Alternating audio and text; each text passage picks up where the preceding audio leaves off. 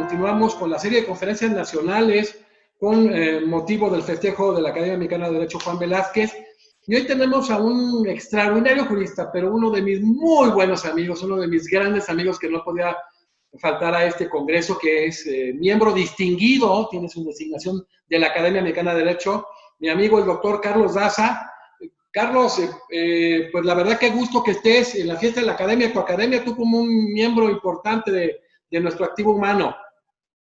Gracias, hermano, gracias. Un saludo a todos los miembros. Quiero en primer término agradecerte la invitación que me haces y en segundo felicitarte porque están de plácemes festejando un año más de la Academia Mexicana de Derecho Juan Velázquez. La verdad estoy muy contento de seguir participando en tan grandes eventos. No, extraordinario porque juristas como Carlos Daza, Alberto Binder, Andrés Manque, bueno, ya no quiero mencionar que se me van muchos nombres en materia procesal penal. Estuvo el Moisés Moreno, gente muy talentosa en cada una de las materias de experticia en esta que estamos hablando, Sujo, Lalo Medina, muchísima gente. Y bueno, hoy Carlos Daza es un hombre, ya verán ustedes la preparación que tiene, todo lo que ha dedicado a la investigación a la academia.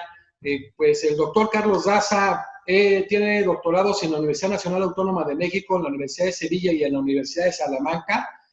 Catedrático en la Universidad Nacional Autónoma de México por 34 años, 7 doctorados honoris causa, conferencista nacional e internacional, y la verdad, un jurista de altísima talla, mi querido amigo Carlos Daza, que nos toca vivir en tantos eventos internacionales, y bueno, tenemos muchos amigos comunes en todo el mundo, y me da mucho gusto hoy en esas grandes sinergias que me ha tocado hacer en mi vida. Una de ellas es con mi amigo Carlos Daza. Y el doctor Carlos Daza manejará el tema casos prácticos de dogmática penal, y como es un tema muy vasto, pues me gustaría ya iniciar, doctor, mi querido amigo Carlos Daza, ¿qué importancia tiene la teoría y práctica en la teoría del delito?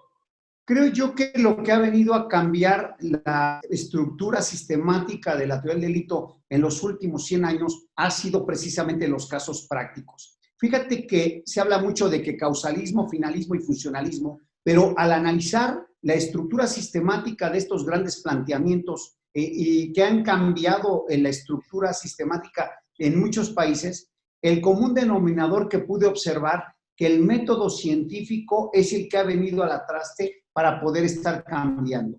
Vamos a tener nosotros como indicador que en el causalismo tiene dos momentos, y en el primer momento se hablaba de un método positivista. En la etapa más importante del causalismo, que es la que influyó en el sistema penal mexicano, donde vas a encontrar las grandes figuras del derecho penal mexicano, desde luego está el sistema axiológico valorativo. Después, en 1930, con Hans Belzel, vas a encontrar el método ontológico, ontos y logos, tratados del ser, la acción final que tanto manejaba Belzel. Y después, dos de sus discípulos, dos grandes juristas, como es Roxin y Jacobs, ellos en el método de estudio ontológico y normativo, el primero, y el segundo normativo totalmente. ¿Y por qué quiero tocar o hacer énfasis en el método de estudio? Porque cuando viene el éxodo español en el siglo pasado, que llegan aquí todas las grandes luminarias del derecho penal y que la Facultad de Derecho, la universidad, los recoge, les da abrigo, pero sobre todo los vuelve parte de nuestra comunidad, influyen en el pensamiento. Y ahí tienes a los Carranca y Rivas, Carranca y Trujillo, Ricardo Franco Guzmán, tienes desde luego a Sergio García Ramírez. Toda esa época de oro que yo le llamo del derecho penal mexicano está dentro de esa estructura de todo éxodo. Entonces, ¿y cuál fue la situación por la que se cambió de un sistema a otro? Cuando un caso de modo fáctico no puede tener una solución, derrumba bibliotecas completas, derrumba estructuras sistemáticas y derrumba libros de grandes autores. Por eso yo creo que la importancia de la teoría y la práctica es fundamental hoy en día para poderse manejar. Yo creo que en este sería el marco en el que me quisiera desenvolver de la importancia y trascendencia de los casos prácticos. Carlos, la dogmática penal mexicana, ¿en dónde se encuentra ubicada actualmente? Déjame hacer un poco de historia. Ricardo Franco Guzmán se va a Italia, el maestro Malo Camacho se va a Italia. Entonces, el referente del siglo pasado, que nuestros grandes maestros se iban a estudiar siempre a Italia, que era la cuna en ese momento del derecho penal. pero ellos seguían con una estructura causalista valorativa y ya con una tendencia al finalismo.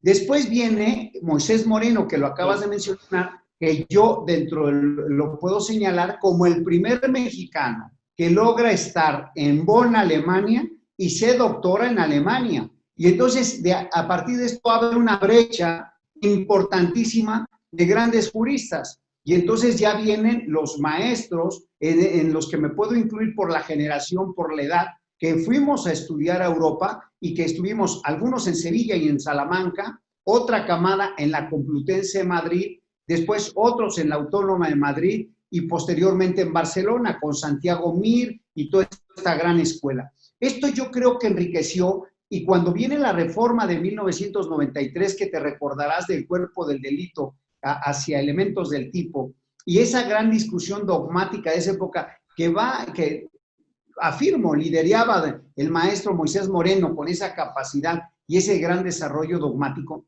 entonces influye mucho en nosotros. Y te hablo que en los años 80, en México, nosotros no teníamos la bibliografía que se tiene hoy, ni habían llegado los grandes juristas que hoy los tienes a la mano, y más con estos medios de comunicación. Cuando yo empiezo a dar clases, un maestro que en paz descanse, don Raúl Navarro García, me obsequia copias y un libro, uno de Hans Belzel y otros de Roxin.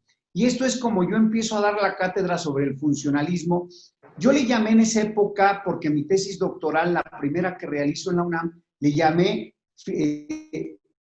causalismo y finalismo y el neofinalismo. ¿Por qué le llamaba así? Porque estás hablando de los años 80, que en los años 70 es cuando empieza a desarrollarse todo el funcionalismo. Y esto nos da una estructura de que el pensamiento filosófico jurídico de los grandes maestros que hoy tenemos, en un Enrique Díaz Aranda de la Complutense de Madrid, tienes es que no quiero omitir gente. No, pues pero ya empezaste. Tenemos una gran, yo le llamo camada de grandes juristas. Ya hoy, Miguel Ontiveros, que yo cuando iba a dar conferencias a Salamanca, él era un joven estudiante haciendo su tesis con Ignacio Verdugo sobre la legítima defensa. Y hoy lo ves toda una realidad en el manejo dogmático y el desarrollo de todo lo que es compliance, todo lo que es el derecho penal económico, en fin. Y así es como podemos ubicar hoy que México se encuentra en el ámbito dogmático, con dogmática propia. Y yo creo que un plus que hay que señalar, hoy encuentras ya jurisprudencias, tesis de jurisprudencia del Poder Judicial Federal con conceptos normativos de imputación objetiva, con criterios de funcionalismo, que esto creo que no pasa en cualquier país, porque la discusión dogmática se queda arriba, pero no se aterriza. Y hoy pueden darle soluciones a casos. Fíjate que el ministro Pardo, y esto es público, cuando presentó mi último libro sobre la cuestión de las bases de imputación objetiva para la tentativa y la participación culposa, cuando hace la presentación, da una gran primicia que consiste en que un caso muy famoso, el famoso caso News Divines, te acordarás de este lamentable hecho, se solucionó con criterios de imputación objetiva para poderle decir quién o no tenía responsabilidad. Lo que en los años 1990, en que yo regreso de Europa y traigo la teoría de la imputación objetiva para poderle explicar sistemáticamente y que la incluyo en mi primer trabajo, en mi primer libro, mucha gente me decía que no existía la imputación objetiva, que yo estaba mal, que no era correcta la imputación y que en Europa no era aceptada. Hoy en día está aceptada en Europa, está adaptada a todo lo que es Latinoamérica, pero sobre todo que la vas a encontrar ya plasmada dentro de la tesis jurisprudencial y jurisprudencia de la Suprema Corte de nuestra nación. ¿Qué avances que pues, se han venido transformando con esta reforma en la Corte Mexicana con los de 87, 94, 96 y 99 en un verdadero tribunal constitucional y genera lo que es ese activismo judicial, el poder desentrañar mucho de la conflictiva que se da con nuevos estándares? Es importante lo que ha hecho la Corte Mexicana. Doctor Carlos Daza, ya avanzaste tú en este tema, pero para reafirmarlo y sobre todo establecer algunos puntos más, ¿qué importancia tiene estudiar la dogmática jurídico-penal en el extranjero? ¿Realmente funciona para México? Tú lo dijiste cuando llegaste. ¿Funciona? Una de las grandes críticas que nos hicieron cuando regresas de estudiar es que traemos teorías que no se pueden adaptar. Y ahí voy a poner un tendón de Aquiles a la dogmática alemana, porque cuando Jacobs y Roxin crean sus teorías sobre, principalmente del funcionalismo, y me voy a centrar en la parte de la autoría y participación. Por ejemplo, la teoría de Roxin nos dice que la sociedad es sistémica. Esta sociedad que es sistémica, cada uno de los que convivimos en esta sociedad cumplimos un rol.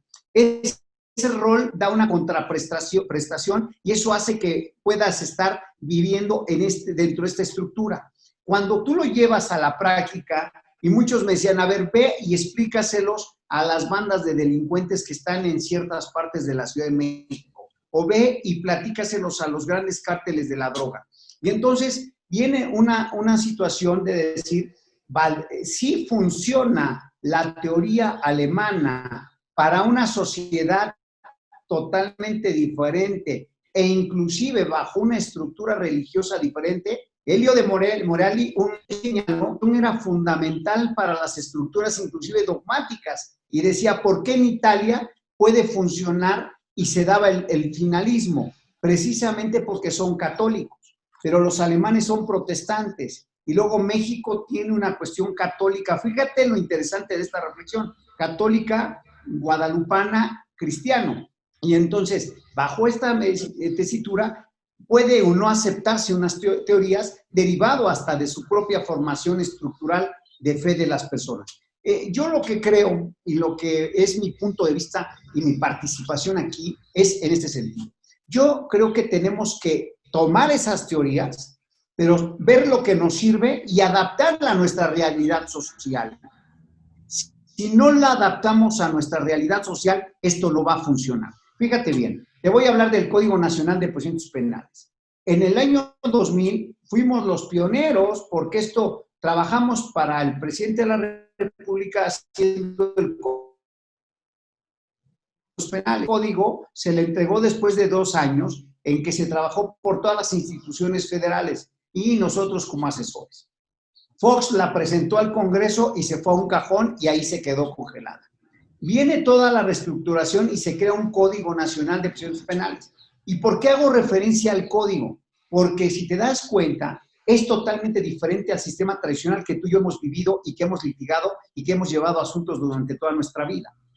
¿Cuál es la filosofía de uno y otro? El primero era inquisitivo, porque todo mundo se quedaba en prisión por el término medio aritmético y el 99% se quedaba preso y las cárceles saturadas.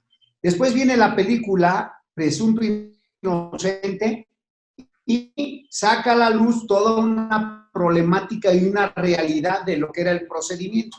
Ahí es cuando nosotros nos pronunciamos y decimos que ese tipo de sistemas eran anquilosados, eran totalmente violatorios de garantías y que no daban certeza en justicia. Pero viene un nuevo sistema y se habla de un sistema adversarial, se habla de un sistema donde hay más transparencia, donde el juez está presente, etc. ¿Y qué resultados tuvo? Que la gente ahora habla de la famosa puerta de la impunidad, habla de que todo mundo se va libre, pero es que no han entendido que la problemática entre uno y otro es que el otro todos los dejaba adentro. Y este sistema lo que busca bajo el principio de inocencia es que todo mundo pueda obtener su libertad bajo los esquemas y sistemas estructurales modernos. Y entonces esto te lleva a que nosotros no debemos de copiar sistemas. El de Chile funcionó perfectamente bien. Yo estuve por allá cuando, en esa época en que estábamos viendo qué sistema debemos adaptar, vimos el italiano, el español, el argentino, estuvimos viendo estructuras y después llegamos al chileno, que era el que estaba en boga y con un gran auge y un gran resultado. Fíjate, y un gran resultado. Pero ellos pasan de un sistema totalmente y de una dogmática trazada a un nuevo sistema que fue el de oralidad. ¿Qué está la gente recriminando en este momento? Que todo mundo alcanza libertad y que se vuelve una burla este sistema. Y entonces podríamos afirmar que si nosotros traemos un sistema de otro país y lo adaptamos al sistema mexicano, pues el mexicano no va a estar de acuerdo y va a decir que es un fracaso, que lo que estamos haciendo es creando impunidad en estos sistemas. Pero vamos a llevarlo ahora a la dogmática. En los años 30, ¿qué pasa en Alemania? nace el nacionalsocialismo, el fascismo. Como respuesta a ese sistema autoritario, es como Hans Belzel presenta lo que llaman una sistemática de lo que es el finalismo. ¿Por qué? Porque reduce, para que haya un delito, exige requisitos minuciosos, estrictos, para que no pudiera darse ese autoritarismo. Y entonces, esto va demostrando cómo la dogmática se tiene que ir adaptando a una realidad social para poderlo aplicar en la práctica. Entonces, después, en los años 70, yo diría que con el gran trabajo de Claude Roxin, de 1962, con su tesis doctoral sobre la autoría, da un vuelco totalmente y aporta a la ciencia la famosa teoría del dominio del hecho, que esa teoría del dominio del hecho hoy la tienes vigente en todos los países, y da con uno de los puntos más importantes y que sirve para Latinoamérica, la famosa teoría de los órganos de poder organizados, en los cuales puedes, en autoría inmediata, fincar responsabilidad al líder, o en este caso al jefe a un jefe de gobierno, que da la instrucción, pasa por medios mandos hasta que ejecuta, y entonces dirías, ¿quién es el responsable de ese homicidio? Si este es el que materialmente lo ejecutó. Y fíjate cómo la dogmática se lleva, y por primera vez en el caso Videla, se aplica esta teoría de Roxin y le fincan responsabilidad a las personas. Esta es la importancia de la dogmática en casos prácticos. Y vamos a ir encontrando que lo que ha hecho la ciencia jurídico-penal moderna es encontrar el justo medio de cómo poder tener un sistema adecuado para solucionar los casos prácticos. Luego, déjame decirte que Jacobs, con el derecho penal del enemigo, estén de acuerdo o no con el sistema, acepten o no el concepto de derecho penal del enemigo, lo tenemos vigente. El arraigo es una pena anterior a que siquiera te puedan estar juzgando, y el derecho penal del enemigo está vigente en ese momento. La creación de los tipos penales de peligro abstracto, que ni siquiera han llegado a la parte de la estructura dentro del intercriminis para poderlo configurar como una parte si está en etapa ejecutiva o consumativa, ya con eso, el simple hecho de manifestar o acuerdes, vamos a acordar cometer un delito, ya está llevando a la gente a prisión. Y esta estructuración, eso es derecho penal del enemigo. Entonces, no podemos separar hoy la dogmática de los casos prácticos. ¿Y qué se busca o qué se pretende? Que nosotros en México tengamos un sistema novedoso, un sistema estructural acorde a nuestra cultura, acorde a nuestra idiosincrasia.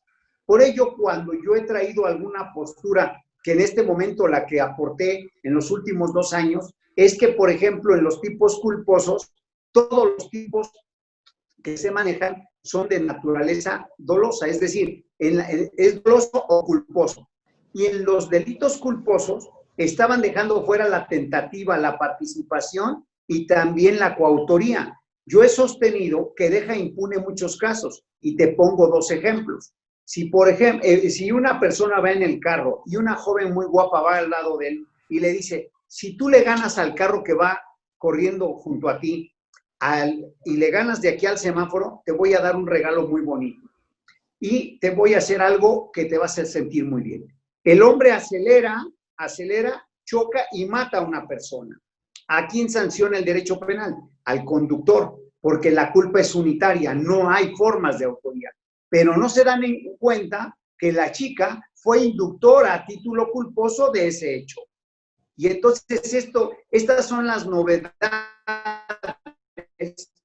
que nosotros que podemos decir que deben de implementarse en sistemas. Hoy en día, este libro que yo hice, ya hay una propuesta de reforma en la Ciudad de México para agregar tentativa, coautoría y participación culposa en los tipos penales. Y entonces, esto ¿a qué consecuencia nos lleva?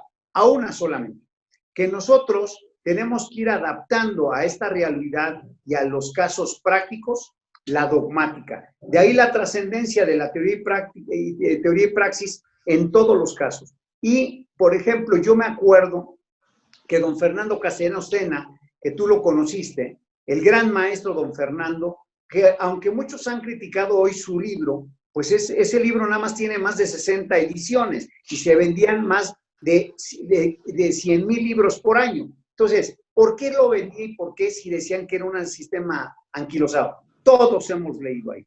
Pero en ese libro encontraba, y él mismo lo decía, por ejemplo, en los delitos de omisión culposa, cuando la enfermera llegaba a su trabajo y tenía que suministrarle o ponerle oxígeno a un paciente a las 12 de la noche, pero por no cumplir con el debido cuidado, se iba y se empezaba a besar y a abrazar con un doctor y se quedaba ahí horas y horas hasta que regresaba y ya está muerta la persona. ¿Sabes que eso no lo estaba previsto en nuestra legislación? Y en la reforma de 93, tú lo recordarás, se agrega en la parte de lo que es la estructura penal el famoso delito de omisión, en donde tienes calidad de garante, precisamente para subsanar ese gran parche del sistema causalista que ya era insuficiente. Por eso yo creo que la evolución tiene que ser acorde a los casos prácticos y cómo solucionarlo.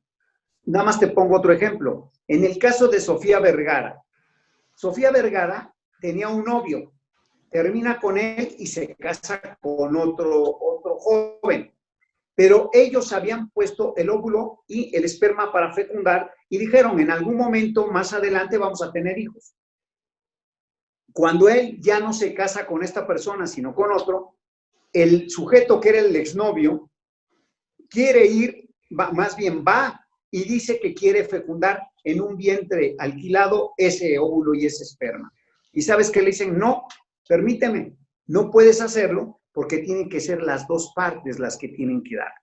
Pero la pregunta es, ¿qué pasa si lo hace contra la voluntad y se lo roba y lo mete? ¿Dónde lo vas a sancionar si no está previsto? Entonces, ¿cómo casos prácticos como esto te llevan a que el derecho penal se está quedando atrás y que el derecho penal tiene que tener que ir un paso adelante?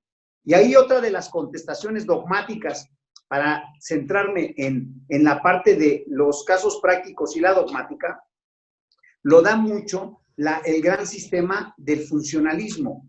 El funcionalismo nace porque antes la discusión entre causalismo y finalismo era si eres determinista o eres libre albedrío. Y entonces Gil Bernard Ordey, en un fabuloso libro que se llama Tiene un futuro la dogmática jurídico-penal, dice, hoy en día tú vas a aplicar una pena basado en la culpabilidad.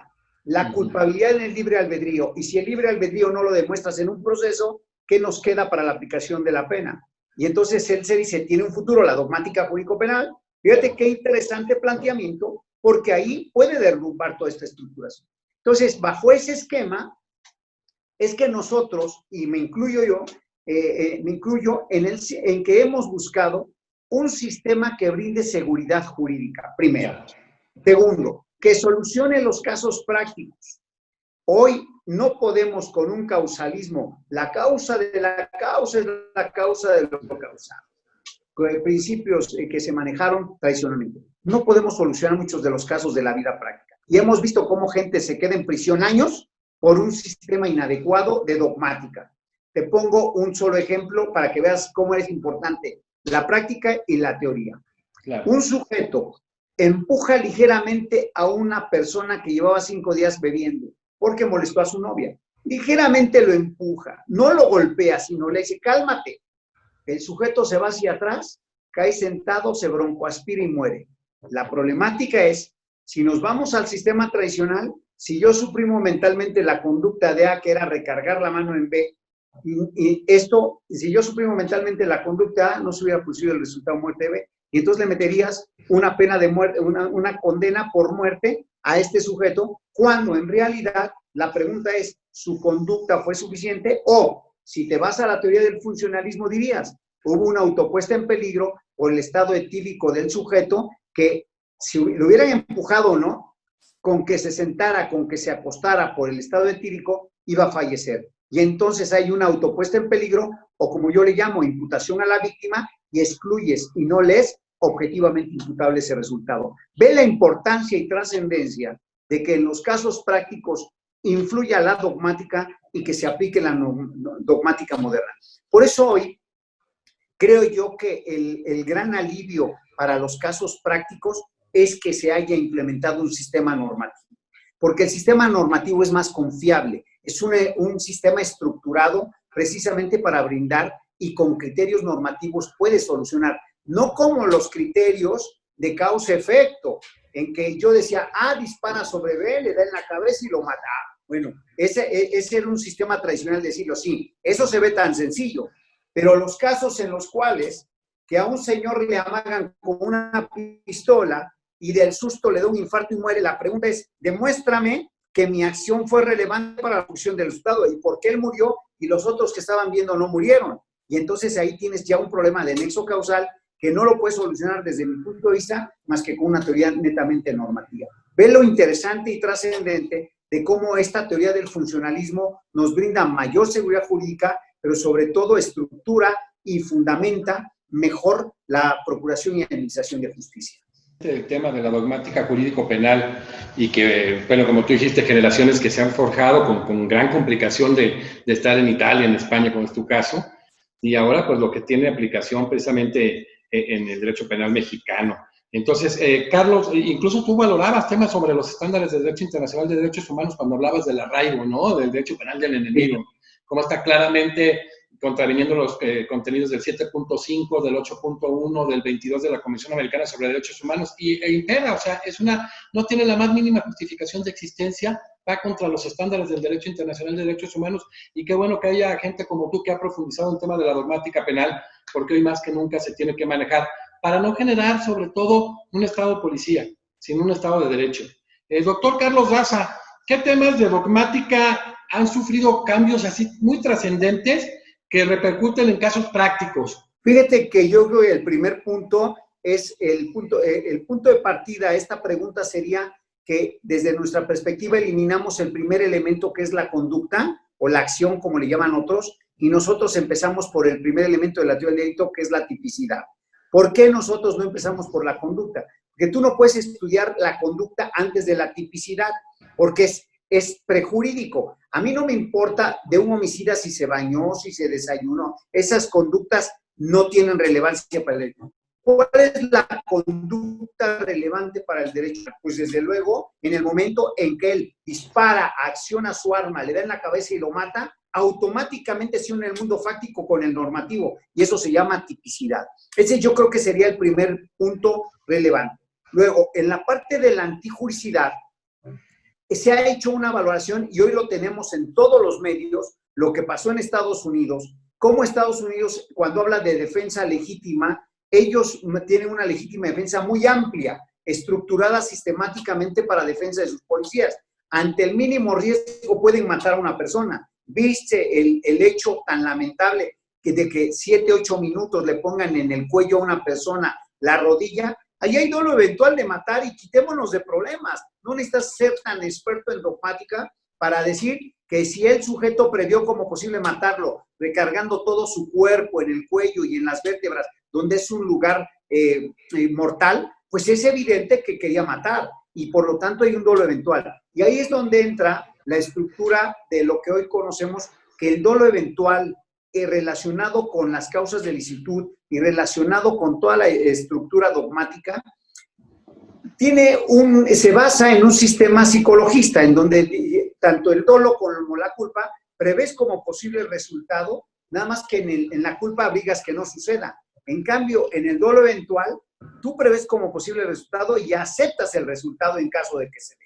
Por lo tanto, yo creo que ese es otro de los puntos finos. Y yo creo que la aportación científica más importante, que a nivel de nexo causal, al menos esa es mi postura, que crean la imputación objetiva. ¿Y en qué consiste esta teoría de la imputación objetiva como una aportación científica importante? En el nexo causal, tú vas a tener 3 criterios para decir cuándo le es objetivamente imputable o no un resultado. Y ahí vas a tener incremento del riesgo, fin de protección de la norma y el principio de confianza. Y podrás observar, porque esto se puede denotar en los casos, hay un caso famoso que se llama el caso Tiren, en una provincia, para que pudiera despegar los aviones, tenían que sacar la mano los pilotos por el lado izquierdo, disparar, porque pasaba en medio del pueblo, y entonces el pueblo se hacía a un lado y despegaba el avión. En este caso, el piloto dice, saca el arma, pero ve a 500 metros a una persona que no se quitaba. Y entonces él dice, le voy a disparar, aunque sé que esta pistola calibre 22 llega a 200 metros, no le va a pegar a los 500. Y segundo, le voy a tratar de dar en la cabeza. Saca la mano izquierda siendo el diestro y dice, y menos con la izquierda. Apunta, dispara y la bala sigue y se le incrusta en la cabeza. Y entonces tú dirías, bueno, pues aquí estamos en presencia de un homicidio. ¿Por qué? Porque estamos dando. Pero la problemática es que para que se dé la imputación objetiva, ex antes debe ser previsible. Y si no es previsible, no le es objetivamente imputable el resultado. Entonces, estos criterios de incremento del riesgo se pueden ver más claramente en la conducción de vehículos de motor. Si tú conduces tu vehículo de motor y te dicen 80 y lo traes a 90, esos 10 kilómetros de más incrementan el riesgo. Y si tú lesionas, chocas, matas, entonces te es objetivamente imputable el resultado por el incremento del riesgo. ¿Cuándo no es objetivamente imputable el resultado? Cuando el riesgo se mantiene, cuando el riesgo se disminuye o cuando el riesgo se elimina. Y en estos casos lo puedes ver si en un edificio que se está quemando, ardiendo en llamas el edificio y hay un niño en el segundo piso, un bombero como puede llega y no tiene otra opción más que la ventana. Y entonces decide aventar al menor por la ventana. No hay otra, van a fallecer. Y entonces lo avienta, el niño cae y no le pasa absolutamente nada. El riesgo se eliminó. Si el niño cae y se fractura piernas y brazos, el riesgo se disminuyó. Pero si el niño cae y se mata, entonces el riesgo se mantiene. En estos casos no le es objetivamente imputable. Fíjate lo interesante de unos criterios normativos en el nexo causal, precisamente para poder demostrar que hoy la ciencia y el desarrollo dogmático están funcionando para los casos prácticos. En síntesis, creo yo, y sin abordar por el tiempo, la otra parte que es fundamental, la de la autoría y participación. Roxin habla codominio funcional del hecho en la coautoría, en cambio Jacobs habla de una situación de división de tareas o de trabajo. Creo yo que llegamos a uno de los puntos más escabrosos, en palabras de Luis Jiménez de Azúa, de la dogmática penal. Ya no le llamamos culpabilidad, al menos yo ya no le llamo culpabilidad, le llamo imputación personal. Tú que has litigado, te das cuenta que aquí tenemos una cosa que se llama, vamos a irnos a lo que era el cuerpo del delito. El cuerpo del delito era la parte objetiva donde tú estructurabas la acción típica y antijurídica, ¿correcto? Y después venía la culpabilidad, la responsabilidad penal, que era este hecho imputárselo a una persona. Bueno, lo que te quiero explicar, que el injusto penal es tipicidad y antijuricidad, que tú lo conformas y ahora se lo vas a imputar a título individual o particular a un sujeto determinado. Esto es como se estructura hoy en día, al menos desde mi perspectiva, y que nos da una confianza y seguridad jurídica el nuevo sistema de dogmática jurídico-penal del funcionalismo. Desde mi punto de vista, y lo sigo manejando y lo seguiré manejando hasta que me convenzan nuevas estructuras. Y algo muy novedoso, Jacobs, por ejemplo, habla que la culpa no es culpa, sino que es un error. Y entonces reestructura toda la forma de la culpa. En fin, de que como podrás ver, hay un gran desarrollo sistemático, dogmático, cultural y sobre todo metodológico de la dogmática. ¿Y por qué todos esos cambios? Por casos prácticos. Ahí tenemos la respuesta. Carlos, como dices tú, todo esto ha traído consecuencias muy positivas. ¿Cómo podrías tú explicar el sistema funcionalista específicamente aplicado al sistema penal mexicano? Porque luego vienen algunos conflictos, tú lo señalas en ocasiones que no se hace un análisis profundo si realmente eso es lo que el requerimiento que se tiene. ¿Tú cómo lo explicarías con toda esta experiencia que tienes, con toda esta formación que has tenido en Europa, Carlos, doctor Carlos Daza? El derecho penal, hoy en día, el funcionalismo es la función política criminal del derecho penal, punto. La función político-criminal del derecho penal. Y el punto central está en lo siguiente. Nosotros lo queremos llevar a la práctica, debe de ser de esta manera. Déjame, antes de contestarte esto, hacer un paréntesis. Quiero hacer una crítica positiva para quienes participaron en la creación del Código Nacional de Procedimientos Penales. Ellos, con una forma interesante, por llamarlo de una manera, se quisieron lucir y le metieron dogmática pura a todo el Código Nacional de Procedimientos Penales. El 405 te dice que para una sentencia absolutoria tienes que demostrar que es atípica, antijurídica o inculpable la conducta. Y entonces tienes que hacer un estudio dogmático. Esto es una barbaridad. No puedes incluir en una legislación procesal dogmática por un simple error, por una simple situación. ¿Qué pasa si esa postura que está poniendo ahí es superada? El dolo ya no es comprendido desde un ámbito causal, sino desde un ámbito normativo. Si la reestructuración del dolo, que lo manejan dentro de la culpabilidad o responsabilidad todavía, se reestructura, y además por otra razón, tenemos 32 códigos penales con la cuestión sustantiva, donde todavía tienen estructuras sistemáticas diferentes cada uno. Entonces, creo yo que fue un gravísimo error haber alimentado un código nacional. Fíjate, yo que soy dogmático, estoy trabajando el Código Penal Nacional, me invitaron a participar. ¿Y sabes qué fue lo primero que dije? Quitémosle definiciones, quitémosle dogmática, hagamos lo que cualquier ser humano, cualquier hombre terrenal lo puede entender. Y te voy a poner un ejemplo de los grandes errores de estar definiendo cosas. El delito de violación. Al que tenga cópula con persona cualesquiera que sea su sexo mediante la violencia física o moral. Y luego te dice cópula, la introducción del miembro viril en el cuerpo de la víctima. Ergo es, solamente el hombre puede ser sujeto activo. ¿Estamos de acuerdo? Ok.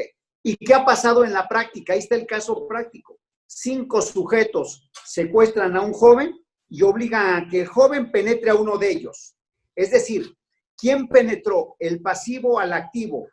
Entonces no hay cópula y es atípica la conducta. ¿Viste con este ejemplo cómo puedo demostrar que no debemos de ir a definir 1, 2, a tener posturas dogmáticas? Porque si se derrumban o se cambian, tienes un sistema ineficaz totalmente. Ahí está la respuesta a esto. Es que claramente, por ejemplo, en el caso Suárez Rosero contra Ecuador habla de este tema del establecimiento de los tipos penales y lo delicado que es.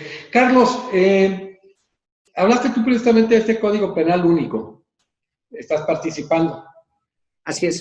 ¿Crees que es una necesidad ese código? Sí, hoy en día creo yo que es urgente la creación y además que se ha trabajado mucho de lo que yo puedo platicar por la confidencialidad que tengo ahorita en este trabajo. Lo que yo puedo platicar es que los derroteros o los criterios que se tienen que utilizar es que se recojan de todas las entidades la importancia de cuáles son los delitos de alto impacto, cuáles son los tipos penales necesarios, cómo debemos de hacer una estructura sistemática y dogmática para el código. Y ya hay un código de INACIPE, hay otro código por ahí de otras instituciones, pero nosotros no quisimos en determinado momento ser influenciados. Entonces, yo lo que propuse es que tenemos que hacer un código ágil, un código que ha funcionado, que funcione, pero sobre todo que pueda ser práctico y utilizable para cualquier caso que se presente en la vida. Esto no es tan sencillo, porque la mayoría de la gente cuando llega es que yo estuve en Europa y quiero, y empiezan a aventar un rollo de toda la dogmática, y pues te voy a poner, bueno, no puedo decir mucho ahorita, pero cosas de calidad de garante, te pusieron, dicen, al que proteste la Constitución Política de los Estados Unidos Mexicanos, tiene calidad de garante. A ver, no necesitas poner casos prácticos para poder decir que derivado de la ley, de un propio contrato o de su actual precedente, se integra eso. Eso es más genérico. Nada más por ponerte un ejemplo. Entonces, no ha sido fácil juntar a tanta gente y hacer estas propuestas. Entonces, yo creo que va a quedar, desde mi punto de vista, un código muy asequible, un código muy transparente, muy legible y sobre todo que la gente pueda darle una verdadera interpretación. Las últimas reformas, y ve lo que está pasando con el Código Nacional, y ahora que estoy viendo foros y foros y foros, nada más para la audiencia inicial, que si el defensor puede o no meter datos de prueba, contrarrestar los datos de prueba, no, solamente corresponden los datos de prueba a lo que es el Ministerio Público, a la Fiscalía, a ti no. Y entonces tienen un desbarajuste total con este nuevo sistema. ¿Y sabes cuál es el problema? Que redunda en la eficacia, en la poca eficacia más bien de la justicia. Por eso, cuando hay estos grandes errores entre lo que es la Fiscalía y la defensa que se pone chucha cuerera al manejar los asuntos, es que la gente se va fácilmente libre. Y luego, haces todo un mega operativo, detienes a una persona en flagrancia por extorsión, llega ante un juez y el juez le dice, venga a firmar cada 15 días. Y entonces todo el mundo dice, este es el sistema que queremos. Un sujeto que extorsiona, que altera la vida de la persona, que lo hace cambiarse de vida. Ahí tienes el resultado. Entonces, ¿qué es lo que pretendemos? Pues que no tengamos nosotros un sistema como el que estamos viendo. La semana pasada hubo en la Cámara de Diputados, se habían propuesto 9 delitos para volverse delitos graves. De los 9 solamente aceptaron 3. Y, por ejemplo, el robo a casa habitación, un señor que se llama Pablo Gómez, que creo que es abogado, dijo, bueno, pues es un robo a casa habitación, como diciendo, no pasa nada, ese no debe ser grave. Momento, entonces, cualquier sujeto que se meta a la casa de una familia, que llegue, los amague, los asalte, los veje, atentando contra la tranquilidad cuando el Estado tenía que haberles dado esa tranquilidad, no es un delito que merezca una prisión oficiosa. Esas son preguntas que tienes que hacerte y yo creo que lo tienes que resolver con la parte sustantiva y la parte adjetiva necesariamente. Tampoco yo soy de los que tienen que meter a prisión todo. Yo creo que sí tiene que hacerse un balance de quién merece estar en prisión oficiosa y quién debe llevar los procesos desde fuera. Hoy tenemos una saturación y ya sacaron por ahí la ley de amnistía, ya están viendo ahorita la prisión domiciliaria por lo del coronavirus, porque los reclusorios están infectados, porque hay gente dentro del reclusorio. Y entonces buscan soluciones, cuando la solución estaba desde una política criminal integral. Este es otro punto. Ninguna administración ha hecho una política criminal integral. ¿A qué me refiero? Que trabaje integralmente desde lo que es la procuración de justicia, la administración de justicia, impartición de justicia y que tengan una coherencia en la estructura. Ya se hizo un código. ¿Cómo haces primero un código nacional y dejas 34 códigos penales, el federal más el militar más los 32 de cada estado? Tenías que haber hecho ambas cosas al momento, un código sustantivo y el código adjetivo. Funciona. Yo hice ese estudio en el 2001 y el 90% de los grandes países tienen solamente 2 legislaciones. No tienen que meterse en esto. Y fíjate que la policía la tiene bajo un mismo mando. La excepción es Estados Unidos, que tiene al FBI y tiene a la CIA. Y les ha causado grandísimos problemas en las investigaciones. Y en México es un paraíso para el delincuente, porque tienes hoy en día tienes la Secretaría de Seguridad Pública, tienes las otras policías, las estatales, las municipales. Cuando hacen operativos se matan entre ellos. Entonces, esto es parte de esta estructuración que estamos mencionando. Pues hay que aprovechar el tiempo, teniendo el gusto de tener aquí a mi amigo Carlos Daza. Fíjate que ahorita que hablas de este Código Penal único, el caso Kimmel contra Argentina señalaba precisamente que es inconvencional la criminalización de todas las conductas cuando hay otras vías a través de las cuales puede librarse esta situación. Y hace algunos días en el Congreso Internacional que estamos celebrando, en el cual tú participas, Alberto Binder señalaba que ese era uno de los grandes conflictos que se tenían, que se criminalizaban cientos y cientos de conductas, estableciendo cientos de delitos, y que la idea para él era unos cuantos, 10, 16, 20. Yo quiero preguntarte, Carlos, que obviamente hay que buscar el justo medio, estas son opiniones muy valiosas, pero ¿no se están criminalizando demasiadas conductas? Ahí te contesto de 2 maneras. Uno, yo creo que hay que acordarnos que los tipos penales se crean acorde a las necesidades de la sociedad. Conforme la sociedad va teniendo una afectación a esos bienes jurídicos tutelados, es como se van creando estas figuras. Pero viene un exceso o una situación en que el Estado ha abusado. Por ejemplo, los delitos de peligro abstracto los han creado con mayor facilidad. ¿Y por qué? Porque es más fácil integrarlos. Basta y sobra con la situación de la mera conducta y se adecuan al tipo y entonces tienes esa integración. Entonces, para contestarte adecuadamente, tampoco puedes quedarte corto y dejar conductas que realmente sean relevantes y que no las puedas sancionar, porque eso crea impunidad. Hemos visto casos, por ejemplo, llegaba la persona y se roban los cajeros automáticos. Y entonces, ¿qué lo vas a meter? Como robo en establecimiento cerrado, como robo cuando se trata a quien recauda, no lo tenías previsto. Y entonces te creaba atipicidad y se iban libres las personas. Entonces, sí tienes que ser muy cuidadoso. Yo creo que tienes que buscar un justo medio de los tipos penales que sean relevantes. No hacerlo. Por ejemplo, ¿era necesario el feminicidio? Por un reclamo social, sí, pero por una necesidad jurídica, no. Es decir, son 2 cosas diferentes.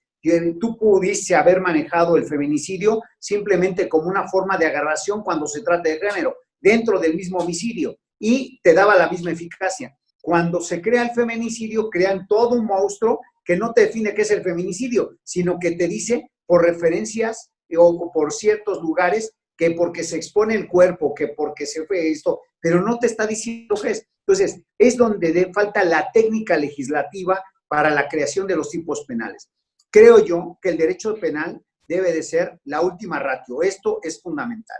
La última ratio. No debes de crear figuras típicas en exageración, porque entonces prostituyes al derecho penal. Lo que tenemos que tener es recoger el verdadero factores que influyen dentro de una sociedad y que la están flagelando para poderlos sancionar. Y sí tienes que tener figuras para poderlas contemplar y estructurar. Y ahí viene el otro punto. ¿Qué sanción le vamos a aplicar a cada uno de ellos? Porque nosotros sacamos una maquinita a lo que yo llamo diarrea legislativa y cada vez que hay un exceso de homicidios, 140 años al secuestro. Y la pregunta es, ¿disminuyeron los secuestros? No. Crearon el feminicidio, ahí está la creación para satisfacer a la sociedad. ¿Y se disminuyeron los feminicidios? No, están en aumento. Y así te voy a ir demostrando cómo la política criminal a veces es más criminal la política porque no está estructurando y tomando una realidad, sino que están manejando más factores políticos que realmente jurídicos. Porque después te voy a invitar a una mesa de análisis, ya por ahí veremos si está Pitó, Binder, ya veremos cómo lo manejamos, porque eso es lo interesante, esta lluvia de ideas. Ya ves que Binder sostenía esa situación, el doctor Vidaurri coincide mucho contigo en este tema, precisamente de políticas criminales, y de que generalmente pues se atiende al otro extremo, o sea, te vas al populismo punitivo, te vas al populismo penal, y ese es un conflicto enorme. Por eso es muy importante que esto se esté gestando desde los estudiosos, desde la academia, pero que evidentemente es gente que tiene un manejo, como tú ya lo señalaste, práctico, teórico muy importante. Entonces, qué bueno que se dan estas diferentes visiones, y ahora el siguiente ejercicio que vamos a tener son mesas que vas a estar invitado como miembro distinguido de la academia, mi querido Carlos, a nivel internacional. Gracias. ¿Sí? Entonces, pues qué bueno, este fue un tema muy relevante.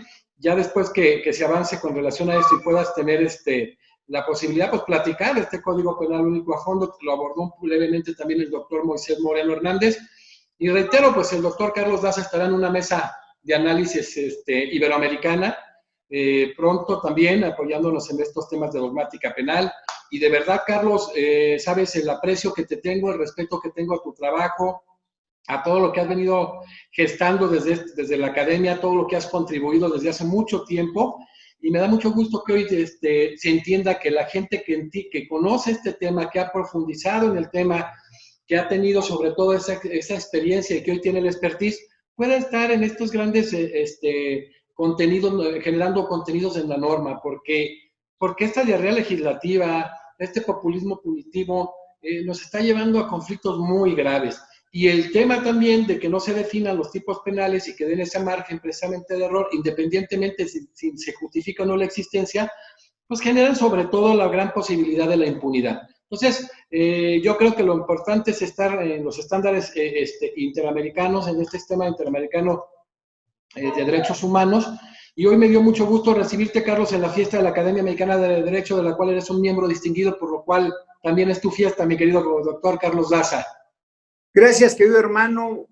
Sigan disfrutando de este momento porque es mucho trabajo, un trabajo incansable que has realizado por toda Latinoamérica y Europa, y sobre todo que has difundido la cultura mexicana en todos lados. Yo creo que esto es muy importante y la academia ha cumplido una labor fundamental.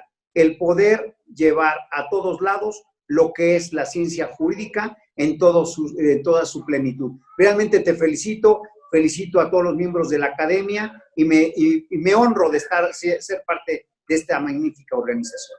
Pues un gusto tener hoy a uno de los grandes dogmáticos del país. Ha venido pasando. A mí me da muchísimo gusto ver que cada día vamos a cumplir, no sé, 61 días y vamos a tener que continuar. Sube primero un doctrinista, un jurista mexicano y luego un internacional de los de más alta talla, y vemos la concordancia, sobre todo en la congruencia. De verdad estoy muy orgulloso, ¿no? Y que también tenemos a Carlos, y eso demuestra sobre todo lo que decía Carlos Daza. Antes eran aspectos excepcionales, llegó un momento que nos tocó que vino Niceto Alcalá Zamora, Luis Recacencicio, los grandes penalistas, etcétera, y pues bueno, tenías aquí los posgrados.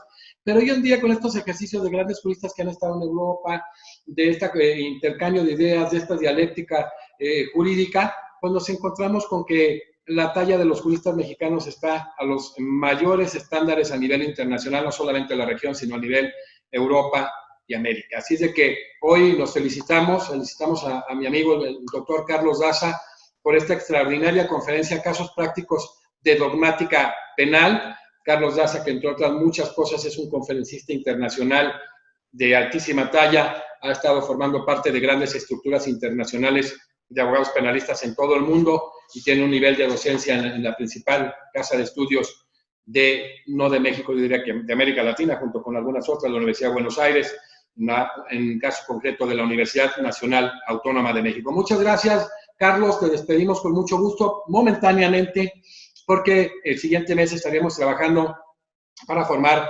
mesas a nivel Europa, América, y el doctor Carlos Daza, nuestro amigo Carlos Daza, participará en una de ellas. Muchísimas gracias de nuevo, Carlos, y hoy despedimos un fuerte abrazo y mil gracias por la invitación. De verdad estoy muy contento de estar en estos festejos de esta gran academia. Un saludo a don Juan Velázquez, querido amigo y desde luego egresado de nuestra Facultad de Derecho. Despedimos hoy esta conferencia nacional a cargo del doctor Carlos Daza con el tema Casos Prácticos de Dogmática Penal y nos vemos en la siguiente conferencia nacional. Muchas gracias.